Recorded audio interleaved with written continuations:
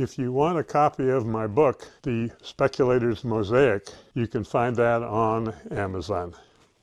I hope that you enjoy our videos, and please press like, it'll help us a lot.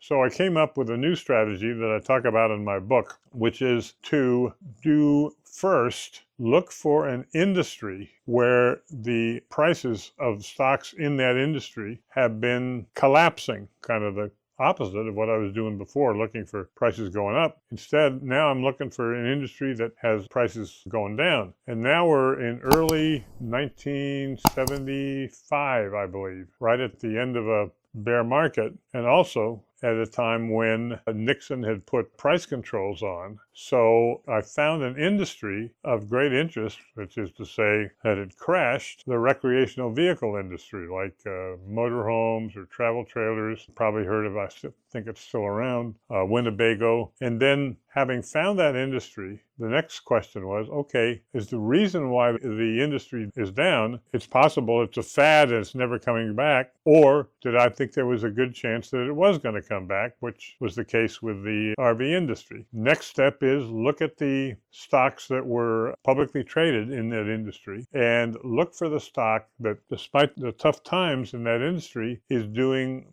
relatively well. And by relatively well, I mean if the whole industry was losing money and the stock that I found was almost breaking even, that would be an example of the kind of stock I was looking for. And I found a stock like that called Coachman. And Coachman at the time was selling at $5 a share. And because I was working for a mutual fund, I was able to call him up and go visit him in Indiana. And so I did that and really liked what I heard from the management. And at that time, what was neat about this kind of tactic on my part was that because I was talking about an industry that was not doing well, and I went to see the company, they were kind of shell-shocked because they might have some analyst or some investor who had bought the stock at 15 and here it was at 5. And so, a lot of unhappy investors. Whereas when I went in there, what I would say to them was, I'm so impressed with the job you're doing,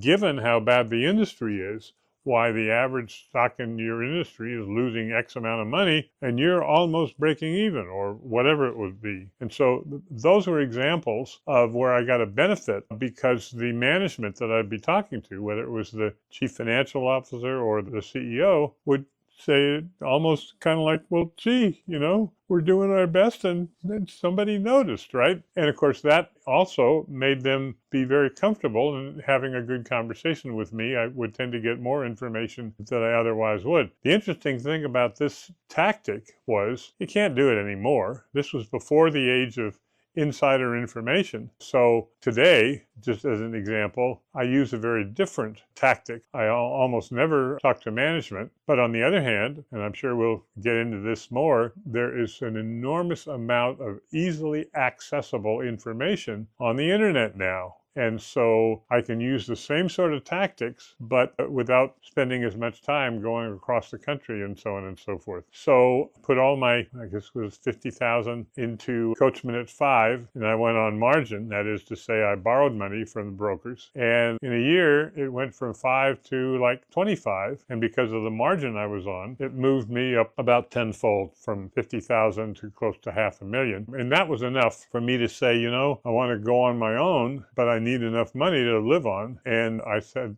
$500,000 should do it. At that time, prices were low, so I figured that I could live for, I don't know, I think my memory is I said if I make 5% on 500,000, we're talking about 25,000 a year, that's enough for me to live on. I know it wouldn't be today, but this was actually, I left the firm on very good terms. Great firm, Capital Research. I have nothing but praise for that company on April Fool's Day of 1977. And so that was an interesting thing.